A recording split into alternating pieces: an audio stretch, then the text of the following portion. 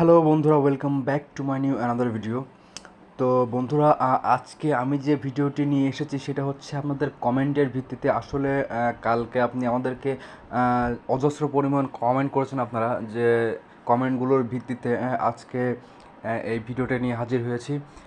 তবে একটা কথা না বললেই নয় যে আপনারা আমার ভিডিওতে আমার যে ভুল ভ্রান্তিগুলো আপনারা আমাকে ধরিয়ে দিয়েছেন। আসলে এটা আমি আপনাদের প্রতি খুবই কৃতজ্ঞ, কারণ আপনারা যদি আমার ভিডিওতে বা আমার ভিডিওর ভুলগুলো যদি আমাকে না ধরিয়ে দেন, আসলে সেটা তো আমি কখনো ঠিক করতে পারবো না। তো অনেক ভাইয়েরা, অনেক আপুরা অনেক কমেন্ট করেছেন, আর আমি সেই ভুলগুলো আসলে আস্তে আস্তে শুধরে নেওয়ার চেষ্টা করছি, যে আমার ভিডিওয় কোথায় কী ভুল হচ্ছে বা কোথায় কী ইমপ্রুভ করা প্রয়োজন।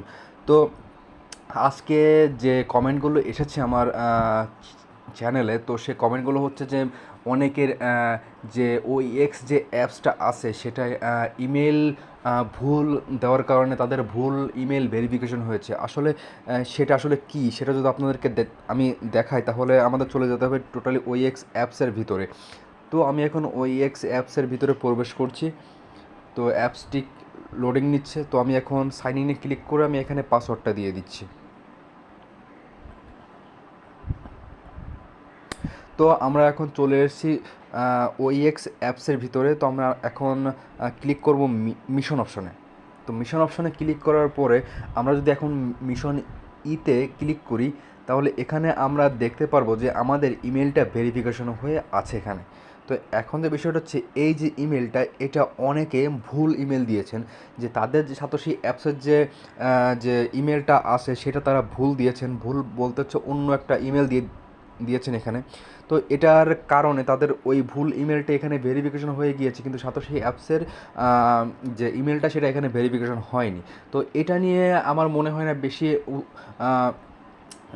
টেনশন করা উচিত। কারণ হচ্ছে যে আপনারা যদি মেটামাস্ক থেকে লিঙ্ক দিয়ে থাকেন, আমি আপনাদেরকে প্রথমেই বলেছিলাম যে আপনারা OEX থেকে লিঙ্কটা আপনারা না দিয়ে আপনারা মেটামাস্কের যে রিসিভ লিঙ্কটা আছে আপনারা সেটাকে বাইন্ডিং করবেন। সেই ক্ষেত্রে আপনাদের কোনো প্রকার কোনো প্রবলেম হবে না। কারণ এখন যদি আপনাদের OEX থেকে যদি আপনারা লিঙ্কটা বাইন্ডিং করে থাকেন, তাহলে আপনাদের ইমেলটা যদি আপনারা ভুল ভেরিফিকেশন করেন, সেই ক্ষেত্রে ইন ফিউচারে প্রবলেম হলেও হতে পারে। তবে এটার যেহেতু একবার ভেরিফিকেশন হওয়ার পরে আর চেঞ্জ করার তেমন কোনো সুযোগ নাই, সেহেতু এ সম্পর্কিত এখন ওইভাবে কিছু বলা সম্ভব না। তো আপনারা যদি মেটামাস্ক থেকে লিঙ্কটা বাইন্ডিং করে থাকেন, তাহলে আপনাদের কোনো সমস্যা নাই। আপনারা মেটামাস্কেই আপনাদের পেমেন্টটা আপনারা পেয়ে যাবেন। তো আশা করি আমার কথাটি আপনারা বুঝতে পারছেন। আর অনেক ভাইয়েরা কমেন্ট করেছিলেন যে তাদের কাছে 110টা বা 120টা OEX কয়েন আছে, কিন্তু সেই ক্ষেত্রে তারা কি পেমেন্ট পাবেন কি না, বা তারা কি সম্পূর্ণ পেমেন্ট পাবেন কি না। আসলে ভাই, এখানে যে বিষয়টা হচ্ছে যে এই যে OEX কয়েনটা আমরা এখানে মাইনিং করেছি, এই OEX কয়েনটা আমাদেরকে পুরোপুরি দিবে না, আমাদের দিবে মাত্র 20%। তো আপনারা যদি এখন বিষয়টা আপনাদেরকে দেখাই, আমি এখন চলে যাচ্ছি ক্যালকুলেটারে।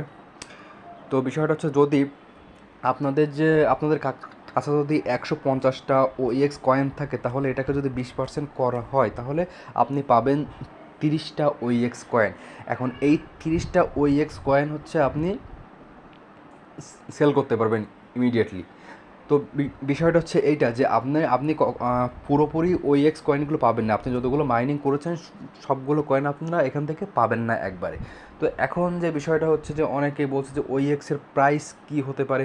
আসলে ভাই, OEX যে পরিমাণ মাইনিং হয়েছে বা যতগুলো মানুষের কাছে আছে, আর ঠিক যেই পর্যায়ে আছে, তো এটার মার্কেট যে ভিজিবিলিটি সেটাও আমাদের দেখতে হবে, যে OEX কতগুলো মাইনিং হয়েছে আর কী পরিমাণ মানুষের কাছে এটা আছে।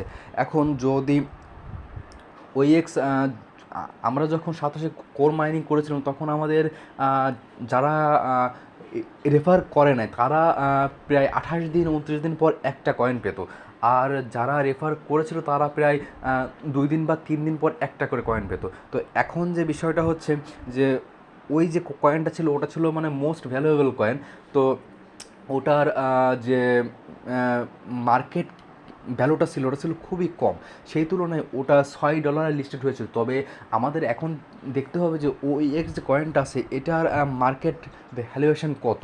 তো এখন আমরা যদি দেখি যে এমন প্রতিটা মানুষের কাছে প্রায় 300 থেকে 400 বা 500 বা 1000 OX কয়েন আছে। সো সেই ক্ষেত্রে OX কয়েনের যে প্রাইসটা এটা বেশি একটা হওয়ার কথা না, কারণ এটা $6 $7 পর্যন্ত লিস্টিং হবে না। তবে এটা আমাদের যে পূর্বানুমান বা আমাদের যে রিসার্চ সেটা থেকে আমরা বুঝতে পারছি যে এটার প্রাইস আনুমানিক $1 বা $1.25 এর ভিতরে দাম থাকবে, এর থেকে উপরে ওঠা পসিবল না। আর এটা মার্কেটে আসার পরপরই এটার প্রাইস কমতে শুরু করবে। সো এটা কমে আগে কয়টা শূন্য আসবে বা কয়টা শূন্য থাকবে সেটা এখনই ওইভাবে বলা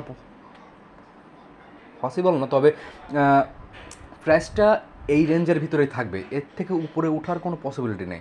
তো যদি সর্বনিম্ন হয় তাহলে আপনারা 13 সেন্ট বা 15 সেন্ট এভাবে আপনার ধরে নিতে পারেন।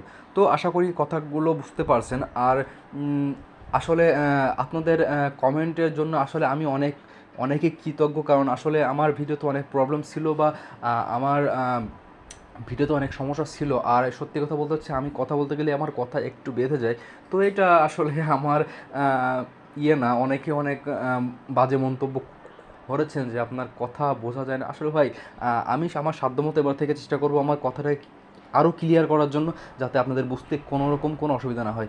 তো ভালো থাকবেন। আর আপনাদের কোনো প্রকার যদি কোনো সমস্যা থাকে তাহলে অবশ্যই আমাকে কমেন্টের মাধ্যমে জানাবেন।